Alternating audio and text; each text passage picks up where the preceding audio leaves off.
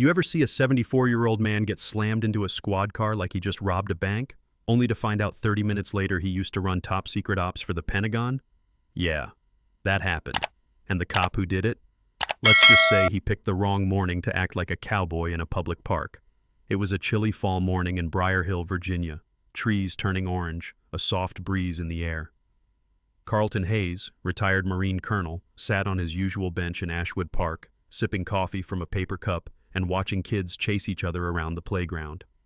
Same bench, same spot, 3 times a week, ever since he left federal service, or at least the parts he was allowed to talk about.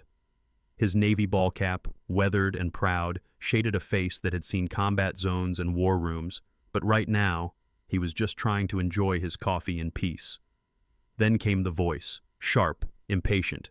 "Hey, you, step away from the kid." Carlton looked up to see a young black teen in a red hoodie frozen mid-step, skateboard at his feet. A white officer, name tag said D. Mercer, was already in the boy's face, demanding ID like the kid had just set off a bomb. The boy stammered, "I didn't know, sir. I didn't see the sign." There was no sign. Mercer kept pushing, physically closing in, his tone rising, until Carlton stood up, walked over and said, plain as day, "That's enough, officer. He's not doing anything wrong." You'd think Carlton had just insulted his mother. Mercer turned, face tight, eyes scanning Carlton up and down, then landing on his dog tags. "ID," he snapped. Carlton didn't flinch. "You don't need it." Wrong answer. Within seconds, Mercer was on him, arms behind his back, cuffs too tight, head pushed into the patrol car. Blood trickled from Carlton's temple, his coffee still steaming on the bench behind him. But Carlton didn't fight. Instead, he pressed his thumb 3 times against his wedding ring. Quiet. Deliberate. That ring wasn't just sentimental. It was an emergency signal. Inside the patrol car, Carlton stayed calm, breathing slow. He'd briefed intelligence analysts, diffused insurgencies overseas, even negotiated hostage releases. But here he was, being booked for interfering with a lawful stop by a rookie officer who didn't know a damn thing about who he'd just cuffed. The moment they got to the station, something shifted. Lieutenant Karen Morales, mid-40s, sharp eyes, walked in, glanced at Carlton's file, and froze. Then the system started pinging. Security alerts, classified clearance, do not detain without federal notification. 30 minutes later, 2 black SUVs screeched into the lot. Doors flew open. Federal agents in windbreakers poured out like they'd trained for this. One of them, Agent Lydia Carter, serious, no nonsense, walked straight past the front desk. "Where's the detainee?" Mercer, still bragging about his arrest in the back room, barely looked up. "Some old guy who got mouthy in the park." Carter didn't blink.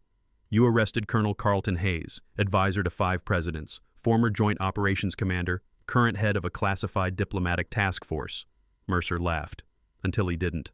When Morales pulled him into the conference room and showed him the surveillance videos, the civilian phones, the audio, the malfunctioning body cam, that smile disappeared.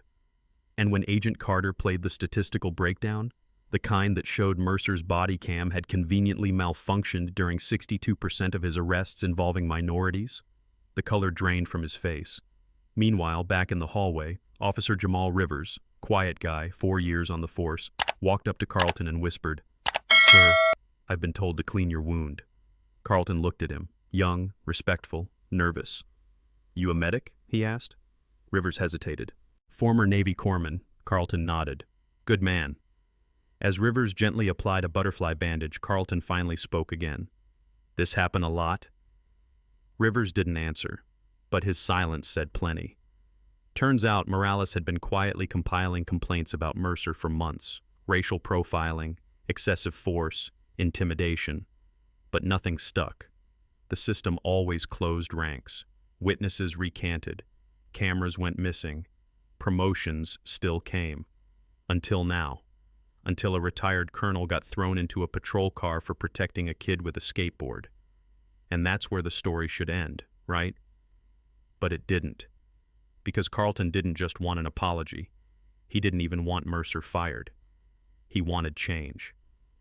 That night, while the feds poured over 3 years of arrest reports, Carlton asked for a private meeting with Mercer. Yeah, the same guy who cuffed him. In a quiet room with no cameras and no agents, Carlton looked Mercer in the eye and said, "I've seen men like you before. Men who think the badge gives them power but forget it comes with responsibility. You saw my skin before you saw my face. And you used your authority to dominate, not protect. But here's the thing. I'm not here to destroy you. I'm here to give you a choice. Mercer didn't speak, didn't blink. Carlton leaned forward. You can keep pretending the system is fine, or you can help fix it. And somehow, that landed. Weeks later, Carlton was appointed chair of the new Civilian Oversight Committee in Briar Hill. Mercer, surprisingly, joined the Reform Task Force voluntarily. And Officer Rivers? He became the department's first liaison officer for community accountability. 6 months passed. The police academy graduated its most diverse class yet. On stage, handing out certificates, stood Carlton. No bruises on his face now, just the quiet strength of a man who refused to be broken. Then something happened. Mercer walked to the podium. He looked out at the new officers and said, 6 months ago, I didn't think I had a problem. I thought being aggressive meant being strong.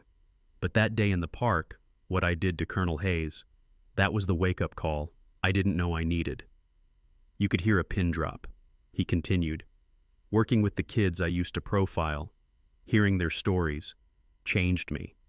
I realized I can't erase the past, but I can change what I do next. And he meant it. Later that day, as Carlton stood outside the station, watching kids skateboard in the park he used to sit alone in, a patrol car rolled by. The window rolled down. It was Mercer. He gave a small nod. Not the kind you give out of guilt, but out of respect. Carlton smiled. It wasn't perfect, not by a long shot, but it was a start.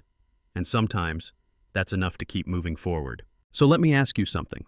Have you ever witnessed a moment where someone finally saw the damage they caused and tried to make it right? Or have you seen the system circle the wagons and crush the truth before it could breathe? Drop your thoughts in the comments, because justice isn't just about punishment, it's about accountability and the courage to demand better, even when the odds are stacked against you.